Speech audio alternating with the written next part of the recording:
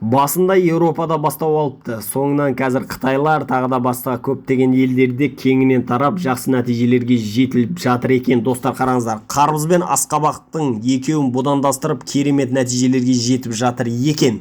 Қарбыз бен асқабақтың көшетін осылайынан әдемілеп, мәпелеп, бір-біріне будандастырып, өлтіріп алмай, әдемілеп өсіріп алғаннан кейін қараңыздар, жерге отырғызып, мынау асқабақтың үстіңгі жағын кесіп алып тастаймыз. Сонда тек қана үстіңгі жағында қарбыздың ғана жағы несі қалады. Сосын астыңғы жағында екі тамыр болады да, сонда асқабақтың тамыры және қарбыздың тамыры. Екі тамырдан жаңа жердің өзінің күш-қуатын, нәрін, витаминдерін өз бойына алғаннан кейін ол жерден өте үлкен қарбыздарды алуға болады екен. Осындай өзінің әртүрлі витаминдерін тағы да басқа керекті азықтарын беріп отырсаңыздар әрине.